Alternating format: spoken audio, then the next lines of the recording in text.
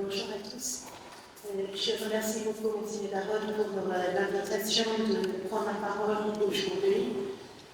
Voilà, je suis très heureuse de pouvoir partager cette journée avec vous. Alors peut-être en commençant, je m'excuse auprès de ceux qui ont été au colloque de la visite canonique en fin d'année dernière, puisque le témoignage que je vais vous donner dans une première partie forcément va ressembler un peu, dans le sens que c'est un récit de ce qui nous est arrivé.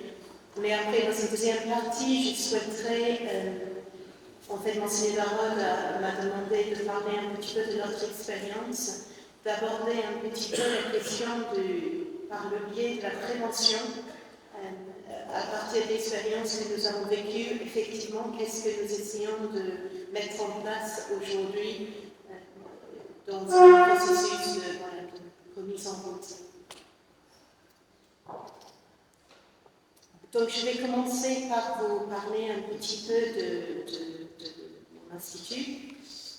Donc, la congrégation des bénédictines du Sacré-Cœur de Montmartre est le fruit de l'intuition d'Adèle Garnier en religion Mère Marie de Saint-Pierre, dont le procès de béatification est en cours, qui, au moment de la construction de la basilique du Sacré-Cœur de Montmartre, a entendu l'appel de Dieu pour fonder une congrégation de sœurs, adoratrices et servantes, comme elle disait elle-même, vouées au culte du Sacré-Cœur par l'adoration eucharistique. L'érection canonique de la Société des Sœurs du Sacré-Cœur de Montmartre par le cardinal Richard, archevêque de Paris, est datée du 4 mars 1898. En 1947, nous adopterons le nom de bénédictine du Sacré-Cœur de Montmartre. Notre congrégation est de droit pontifical et compte actuellement 94 membres repartis sur 9 prieurés à travers la France. Nos constitutions définissent notre forme de vie par la manière suivante. Sa vie est de forme monastique, de là jaillit son projet apostolique, l'animation spirituelle et matérielle des lieux de prière. En 1969, une très jeune sœur a été élue prieure générale après seulement 2 ans de profession perpétuelle et 6 années de vie religieuse. Elle vient tout juste d'avoir 33 ans et elle est sans formation. En 1966, elle avait déjà été nommée prieure locale et maîtresse des novices, combinant les 2 rôles, alors qu'elle était elle-même encore professe temporaire. Cette nouvelle prieure générale va gouverner la congrégation pendant presque 30 ans de manière officielle, cumulant 5 mandats consécutifs de 6 ans et pendant 43 ans de manière effective. Sans véritable contre-pouvoir, elle va progressivement mettre en place un système d'emprise qui a engendré par la suite de nombreux abus de pouvoir et d'abus spirituels. Les visites canoniques n'étaient pas effectuées, les mandats n'étaient pas respectés et la gouvernance locale était quasi inexistante. Tout descendait de la prieure générale de manière verticale et les prieurs locales n'étaient que de simples courroies de transmission. Une crise importante survient en 2004. La sœur en question n'était plus prieure générale, n'ayant pas pu être réélue pour un 6e mandat, mais en réalité, elle a continué à gouverner à travers celle qui était devenue prieure générale au chapitre de 1998, mais qui n'a jamais pu exercer véritablement sa fonction. Une visite apostolique est alors mandatée par le Saint-Siège. J'ai souvenir à l'époque d'avoir été informée de cette visite qui a été présentée comme une menace dont il fallait se protéger. On disait que les nombreuses vocations dont la congrégation bénéficiait à l'époque rendaient les autres jaloux et que l'Église ne comprenait pas, ne pouvait pas comprendre.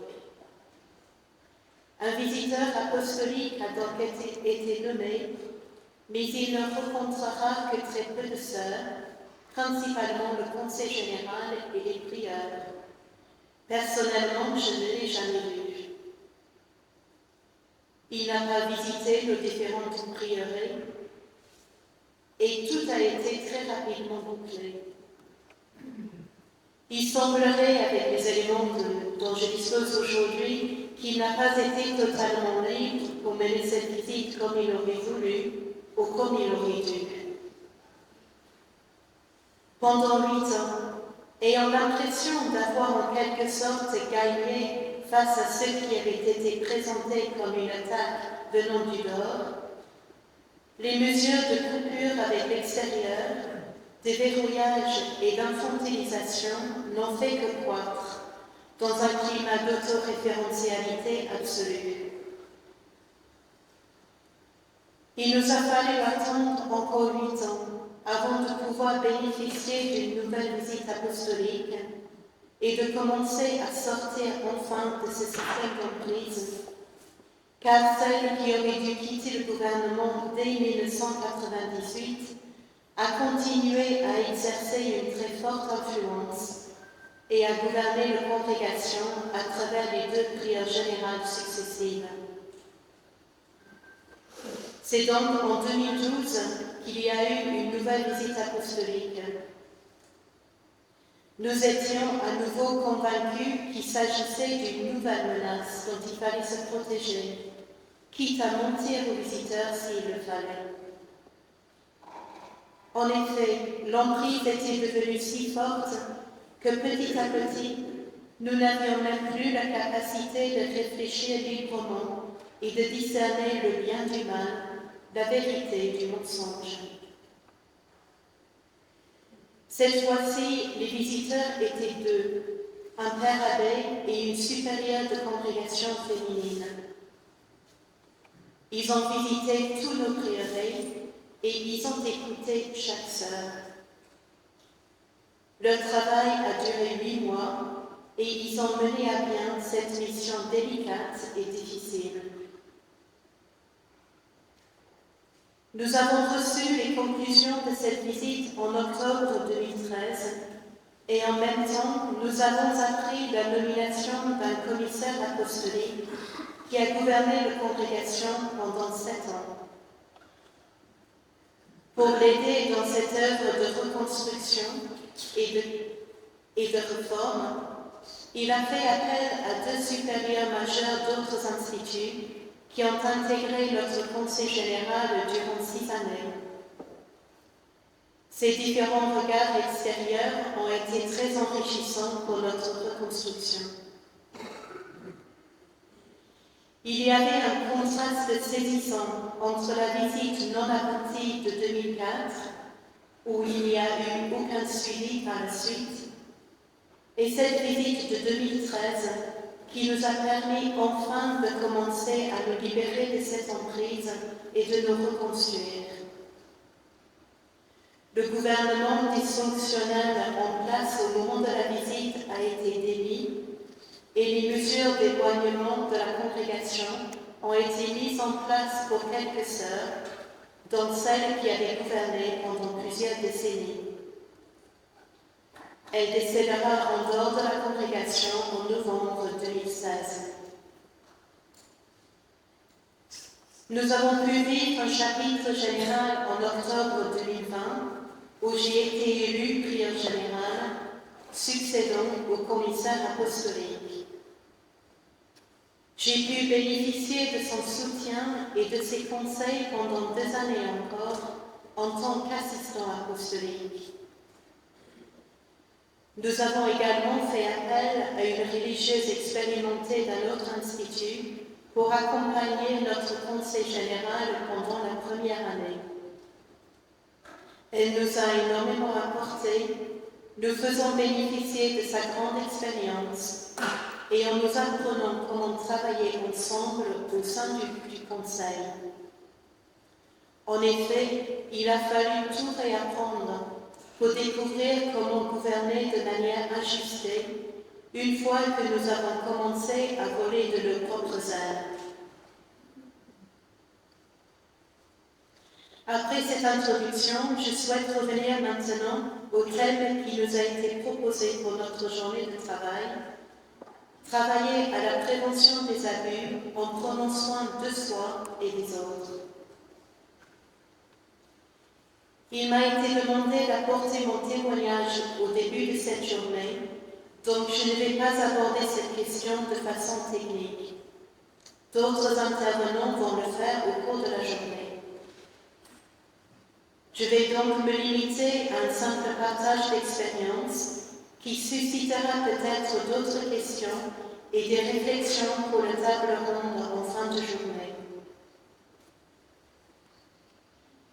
Monseigneur Darod m'a demandé de parler des différents abus auxquels nous avons été confrontés et l'expérience que nous en retenons. J'en ai déjà cité certains dans mon introduction. Pour la suite de mon propos, je vais tenter de répondre à cette question sous l'angle de la prévention que nous mettons en place depuis ces dernières années. En effet, je suis convaincue qu'il existe un lien important entre le prendre soin de soi et le prendre soin des autres dans la gouvernance. Dans l'histoire que je viens de partager avec vous, je ne peux pas vraiment parler d'un manque de soin de la part de notre ancienne supérieure sur un plan matériel, car elle avait tout ce qu'il fallait et même plus qu'il ne le fallait. En vivant une vie à part avec deux autres sœurs, elle s'octroyait des droits, des privilèges et des soins qui n'étaient pas offerts aux autres sœurs. Alors qu'entendons-nous par l'expression « prendre soin de soi » dans une mission de responsabilité en vue de prendre soin des autres? J'aimerais avec vous explorer l'idée que prendre soin de soi n'est pas une simple préoccupation égoïste, ni le fait de s'occuper uniquement de ses besoins physiologiques.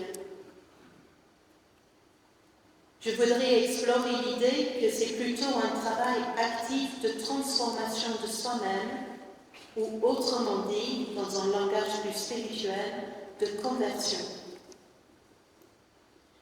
Dans sa règle au chapitre 2, Saint Benoît nous prévient que ce n'est pas aux frères de s'adapter à leur abbé, mais à l'abbé de s'adapter à ses frères. Je le cite. « Que l'abbé sache combien est difficile et ardue la charge qu'il a reçue de conduire les âmes et de s'accommoder aux exigences de tel caractère. Pour un, des douceurs, pour un autre, des réprimandes, pour un autre encore, de la persuasion. Il doit donc se conformer et s'adapter à tous selon les dispositions et l'intelligence de chacun, afin que non seulement il préserve de tout dommage le troupeau qui lui est confié, mais qu'il se réjouisse de l'accroissement de son bon troupeau. » Fin de citation. Il s'agit donc de chercher comment le fait de prendre soin de soi nous permet de mieux nous ajuster aux autres pour prendre soin d'eux. J'aimerais vous partager maintenant quelques points de réflexion à partir de notre expérience et celle des prieurs locales que j'accompagne dans leur mission. Premièrement, l'équilibre entre le don de soi et le ressourcement. Il est vital de prendre les temps de pause et de prière pour renouveler nos forces intérieures quand nous devons veiller sur les autres. On souligne souvent le besoin dans le monde médical d'inclure le soin de soi dans l'éthique du cœur pour éviter l'épuisement. et maintenir une capacité durable à prendre soin d'autrui. On entend souvent des personnes qui s'occupent de proches malades à la maison, de l'importance qu'ils puissent avoir des moments de sas pour prendre soin d'eux. Je dirais que la même chose est vraie quand on exerce le service d'autorité, même si là s'incarne de façon différente. Dans un lieu d'accompagnement, un jour, on m'a fait réfléchir, je pense que beaucoup d'entre vous ont pris l'avion, et vous savez, quand on a les consignes avant le vol, il y a les consignes, qu'est-ce qu'il faut faire en cas de dépressurisation de la cabine.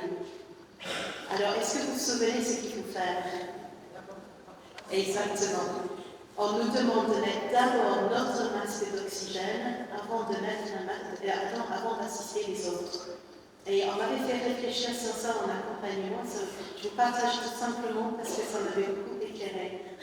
Voilà, d'abord mettre son propre masque d'oxygène avant d'assister les autres. Il faut donc essayer de chercher un juste milieu entre le service des autres et l'attention à nos propres besoins qui sont légitimes. Il est important d'exercer une réelle vigilance sur soi et sur ses proches collaborateurs, dans mon cas, les membres de mon conseil général et les supérieurs locaux qui sont sur le terrain, pour veiller qu'on ne se fasse pas engloutir par le masse de travail face à la lourdeur de la gestion de l'héritage que nous avons reçu. Et là, je cite Jérémie 31, 29, « Les pères ont mangé du raisin vert et les dents des filles s'en sont irritées. » J'ai été témoin du désarroi, pour ne pas dire de la souffrance, de certains responsables d'instituts ces dernières années. Nous héritons aujourd'hui de toutes ces années de dysfonctionnement et d'abus sans en être directement responsables. Le Seigneur nous a appelés à ce service d'autorité, hic et nunc, et il nous faut assumer cette lourde passée dans nos instituts. Pour beaucoup d'entre nous, nous avons été victimes nous-mêmes de ces systèmes d'abus. Et voilà qu'aujourd'hui, il nous revient la tâche délicate et difficile de reconnaître ce mal, l'assumer et de demander pardon aux victimes et de travailler à la réparation. C'est difficile, et un confrère provincial disait l'autre jour, « Tout cela nous a fait vieillir bien plus vite. » Oui, c'est donc un vrai point de vigilance pour ne pas courir le risque d'engendrer de nouvelles souffrances à l'avenir. Cette difficulté, voire danger, ne date pas d'aujourd'hui.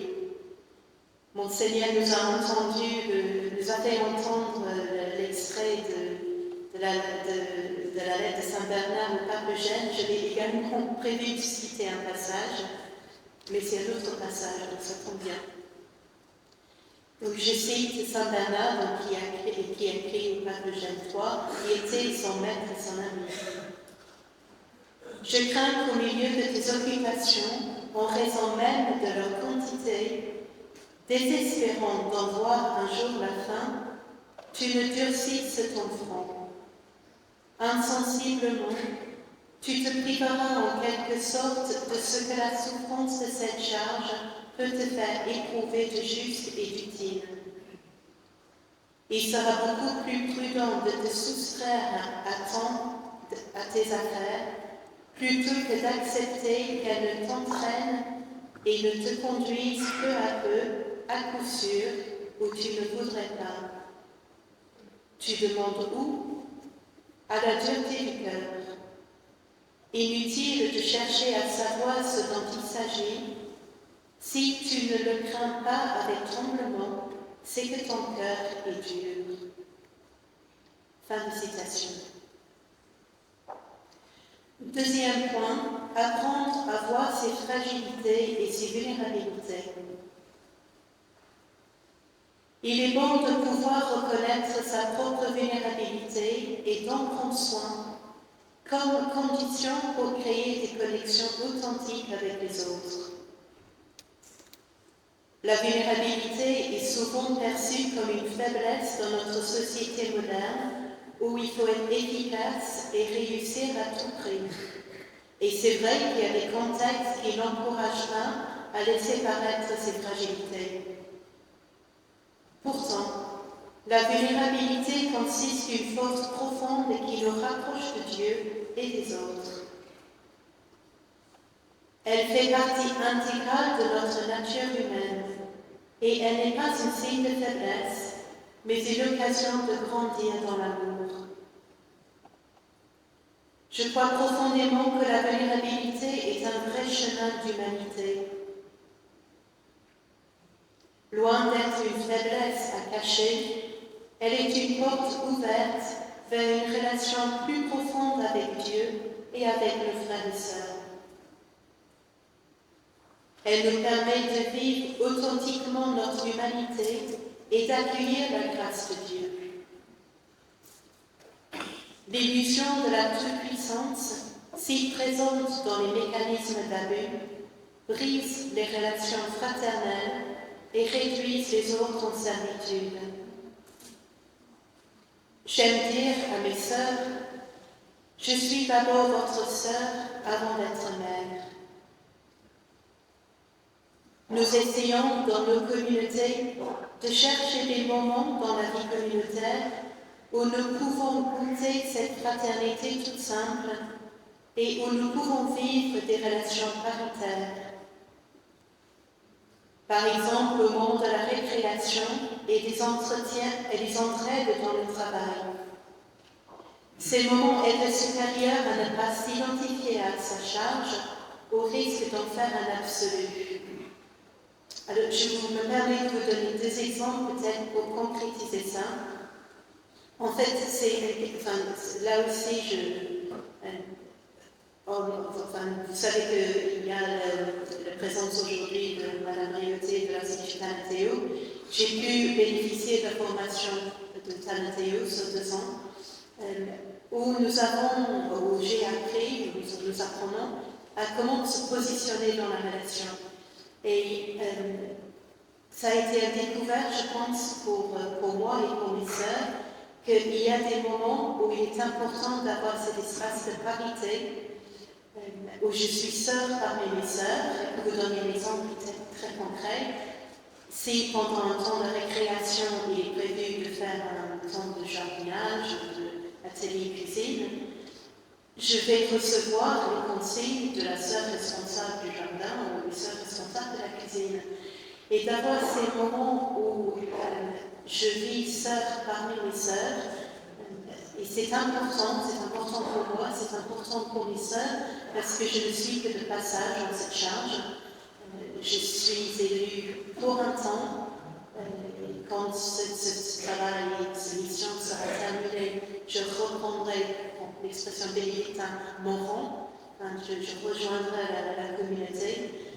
Et donc c'est important de vivre ces moments.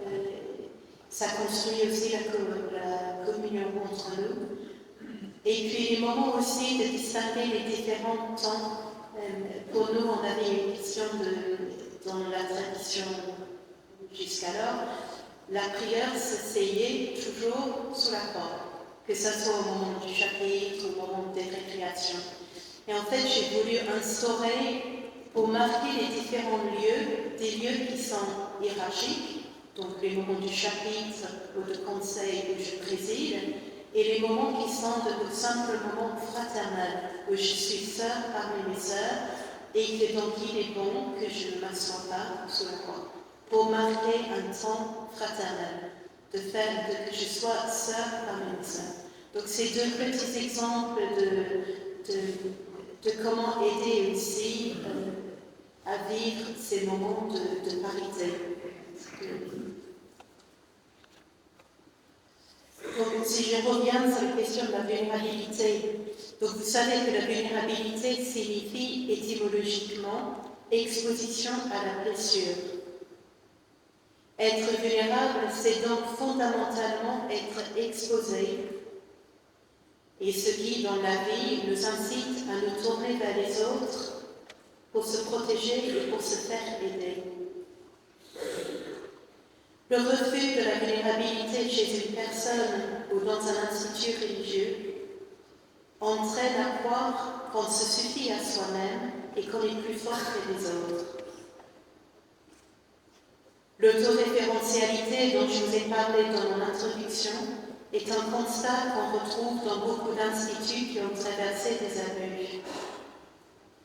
Dans le cadre de ma congrégation, non seulement nous croyons que nous n'avions pas besoin des autres, ou des autres personnes extérieures à l'Institut, mais elles étaient même perçues comme une menace pour l'équilibre de notre système déviant. Il n'y avait donc pas de regard extérieur, pas de visite canonique, pas d'altérité qui aurait pu nous laisser voir autre chose, et surtout qui aurait pu nous permettre d'apercevoir les abus dont nous étions victimes. On peut faire l'hypothèse que notre ancienne supérieure a voulu protéger la congrégation lors des années post-conciliaires difficiles. Mais il existe un danger d'une surprotection qui basculera tôt ou tard vers une sorte de paranoïa si cela n'est pas accompagné.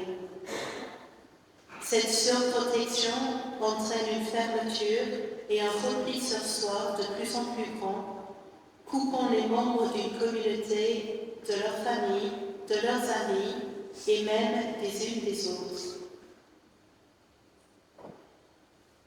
On a fini par croire que les personnes extérieures à la congrégation nous voulaient du mal, qu'elles étaient jaloux et que tout simplement ils ne pouvaient pas comprendre notre vie.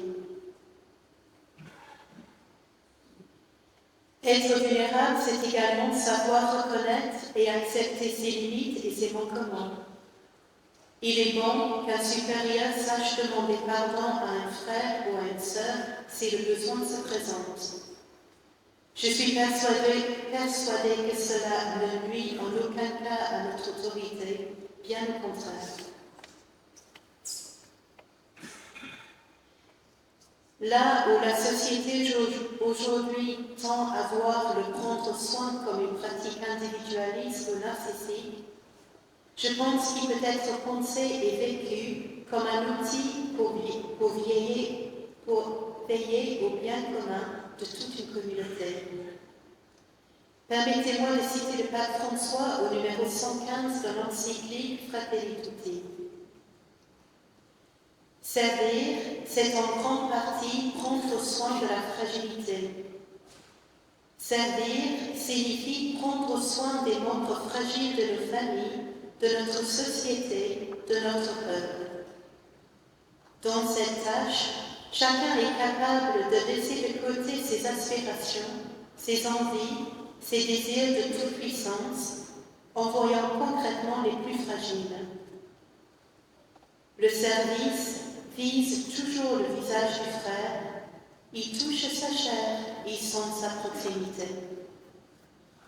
Fin de citation. Troisième point, importance capitale de la formation et du soutien. Comment repérer ces angles morts? Il existe beaucoup de formations spécifiques pour ceux qui portent une responsabilité ou qui exercent la charge de gouvernance dans nos instituts religieux. Sans prétendre dresser une liste exhaustive, je pense notamment à l'Institut Talentéo qui assure la formation pour les supérieurs religieuses, au parcours analytique et à l'ARFN pour les maîtres et maîtresses et novices. L'ARFN, c'est donc l'année de formation pour responsables de noviciat. Et entre autres, puisque nous sommes à Toulouse, une formation proposée par l'Institut catholique de Toulouse pour obtenir un certificat de droit ecclésial de la vie consacrée à laquelle je participe cette année. La tâche de gouvernance est bien difficile aujourd'hui. On reçoit beaucoup de coups. Il ne faut pas rester seul. je ne saurais souligner assez l'importance d'avoir des lieux de soutien et des espaces de parole pour ceux qui exercent l'autorité. Des groupes de cohésion sont des bons lieux de parole confidentiels et libres entre supérieurs. Ce sont aussi des lieux qui favorisent le partage d'expériences et l'amitié tout simple entre pairs. Mais plus vital encore est un solide accompagnement spirituel et une bonne supervision. Lors de nos échanges à la COREF, il a été évoqué également le bienfait d'un accompagnement psychologique pour les supérieurs majeurs et les maîtresses de novices, un accompagnement qui peut être pérenne ou simplement ponctuel quand le besoin se fait sentir. Je fais l'expérience moi-même de la complémentarité de ces différents lieux d'échange et de relecture qui permettent d'ouvrir des difficultés ou des questionnements à un tiers qui a plus de recul, plus d'expérience et un vrai savoir-faire. J'apprécie beaucoup d'avoir cette possibilité de relire mes actes de gouvernance et d'être parfois confrontée par le superviseur qui m'invite à me déplacer pour voir les choses autrement. Ces échanges permettent également de grandir dans la connaissance de soi et d'apprendre à gérer les conséquences de nos émotions. C'est tout un apprentissage quand on se trouve en responsabilité de ne pas se laisser conduire par ses émotions, mais de prendre le recul et de donner sa place à la raison. Malheureusement, cette formation et ces lieux d'accompagnement ont cruellement manqué pour notre ancienne supérieure. Comme je vous l'avais dit dans mon introduction, elle n'a bénéficié d'aucune formation à la gouvernance, même si nous avons toujours bénéficié d'une solide formation théologique et philosophique. Mais vous le savez comme moi, gouverner une congrégation religieuse ne s'improvise pas et la simple bonne volonté ne suffit pas. Il faut être vigilant aussi à ne pas tout spiritualiser. Oui, c'est vrai, nous avons reçu la grâce d'État au moment de notre élection, et j'en fais quotidiennement l'expérience. Et oui, c'est d'abord le Seigneur, le bon pasteur, qui conduit notre petit troupeau. Mais c'est à nous qu'il a demandé de veiller sur nos frères et sœurs dans le quotidien, et il nous invite à prendre les moyens pour y arriver le mieux possible. Là aussi, cette image biblique est parlante. Le bon pasteur n'hésite pas à laisser les 99 brebis pour aller chercher celle qui est perdue et qui a vitalement besoin de lui. Prendre soin de cet aspect fondamental de notre formation nous permettra de prendre soin des autres de manière ajustée et adulte. Importance aussi de la place du Conseil général, qui est par excellence le lieu d'intelligence collective et de discernement. C'est également un lieu de contre-pouvoir pour réguler la gouvernance du supérieur et la rappeler à l'ordre si besoin. Mais c'est également important d'être à l'écoute de tous les membres de la congrégation. Vous savez que dans Dismas, dans son livre Risques et dérives, prend l'image des anticorps dans notre corps biologique, en disant qu'en fait chaque membre d'un monastère, d'une congrégation religieuse, a son rôle à jouer pour être à l'affût d'éventuelles dérives et pour agir en anticorps, pour la bonne santé du corps dans son ensemble.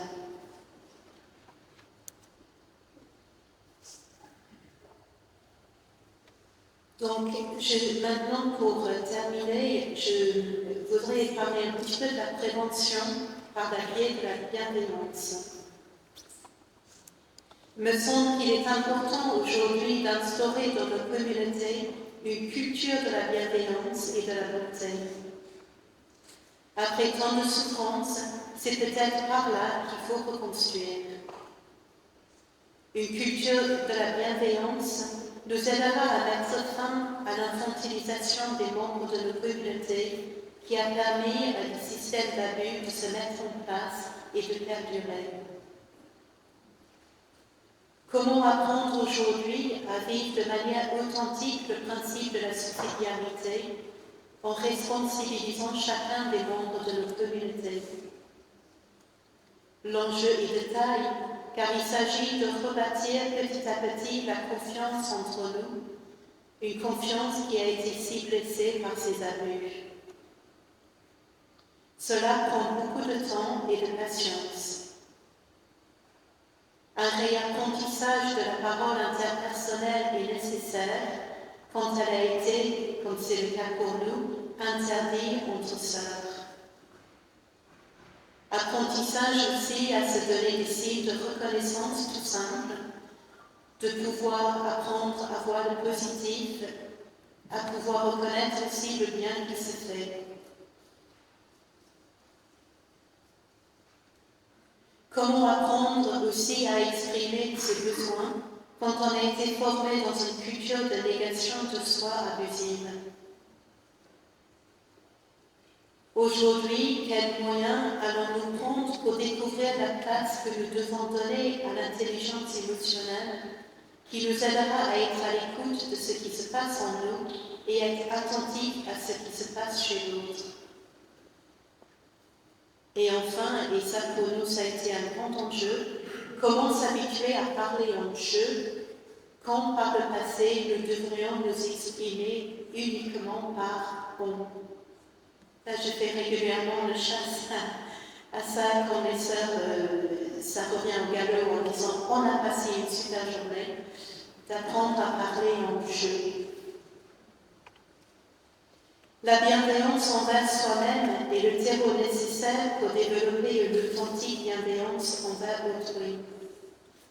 Si on se maltraite ou se néglige soi-même, on risque de maltraiter les autres. Si on est exigeante et impitoyable pour soi-même, on le sera certainement aussi pour les autres, consciemment ou inconsciemment. Aujourd'hui, nous le savons, il y a toujours un risque de reproduire sur d'autres ce que nous avons nous-mêmes vécu. Il est hélas pas rare qu'une personne abusée devienne abuseur à son tour. Il y a là un vrai besoin de vigilance et rien n'est plus efficace pour débusquer d'éventuels réflexes mauvaises qu'une supervision et un bon accompagnement. Une sorte d'autocompassion sera souvent préalable à la compassion envers les autres. C'est tout simplement une invitation à grandir toujours plus en humanité. Ces dernières années, face à ce déferlement de révélations d'abus au sein de l'Église, je me suis parfois demandé dans ma prière, mais comment se fait-il qu'on est parti si loin de l'Évangile? Engagés au service de l'Église, nous avons choisi de suivre Jésus de plus près en cherchant à l'imiter dans la pratique des conseils évangéliques. Force est de constater que nous n'avons pas toujours été à la hauteur. Replongeons-nous dans les évangiles pour contempler la compassion et la bienveillance de Jésus. Méditons sur sa vulnérabilité sur la croix et sa manière d'exercer l'autorité quand il se met à genoux pour laver les pieds de ses disciples. Saint Paul, dans son épître aux Philippiens, nous invite à cette imitation du Maître. Ayez en vous les dispositions qui sont dans le Christ Jésus. Le Christ Jésus, ayant la condition de Dieu, ne retint pas jalousement le rang qu'il égalait à Dieu, mais il s'est anéanti, prenant la condition de serviteur, devenu semblable aux hommes. Reconnu homme à son aspect, il s'est abaissé, devenant obéissant jusqu'à la mort et la mort de la croix. Jésus lui-même nous exhorte à le suivre dans cette manière de servir le frère et le sœur avec ce geste d'avant des pieds, en nous disant, Jean 13,15, c'est un exemple que je vous ai donné, afin que vous fassiez vous aussi, comme j'ai fait pour vous. En conclusion, un regard tourné vers l'avenir. Ces derniers mois, je me suis demandé comment nous pourrons faire pour aller plus loin dans les années qui viennent. On pense tout de suite à la formation des membres de nos instituts, et comme je vous l'ai dit tout à l'heure, c'est une très bonne chose. Mais comment on peut faire pour prendre la question encore plus par la profondeur? Il sera peut-être bon de réfléchir et de travailler sur l'ecclésiologie de la vie consacrée en 2025 et dans la ligne de Vatican II. Quelle est la place de la vie consacrée dans l'Église aujourd'hui? À quoi sert-elle? Comment faire pour ne pas le voir comme un danger? Comment la rendre accessible aux jeunes? Face à la diminution importante de vocations et le vieillissement de nos instituts, une réflexion sérieuse s'impose. Comment pourrons-nous faire pour rebâtir la vie consacrée aujourd'hui, non pas malgré tous les abus et dysfonctionnements que nous avons traversés, mais à partir d'elle? Vous le savez comme moi, nous ne pouvons pas tourner la page et repartir comme si rien ne s'est passé. Ce sera une grave erreur et injure faite aux victimes. Il nous faut aller jusqu'au bout pour reconnaître, assumer et réparer le mal qui a été commis, mais en gardant les yeux levés vers l'avenir. Excusez-moi l'expression, mais je suis sûre que le Seigneur est assez puissant pour faire pousser des magnifiques rosiers sur le tas de fumier. Cette expérience de vulnérabilité et de pauvreté radicale nous est certainement salutaire. À nous de savoir et reconnaître la présence de Dieu, lui qui seul peut guérir et relever. Je termine en citant un passage du pape François. Ce texte nous ouvre à l'espérance à laquelle le pape nous invite tout spécialement cette année jubilaire. Le voyage des disciples d'Emmaüs est une image de notre route personnelle et de celle de l'Église. Sur le chemin de la vie et de la vie de foi, tandis que nous poursuivons les rêves, les projets, les attentes et les espérances qui habitent notre cœur, nous nous heurtons aussi à nos fragilités et faiblesses. Nous expérimentons défaites et désillusions, et parfois nous restons prisonniers d'un sentiment d'échec qui nous paralyse. L'Évangile nous annonce que, précisément à ce moment-là, nous ne sommes pas seuls. Le Seigneur vient à notre rencontre, se joint à nous, marche sur la même route que nous. Et quand l'échec laisse place à la rencontre avec le Seigneur, la vie renaît à l'espérance. Je vous remercie.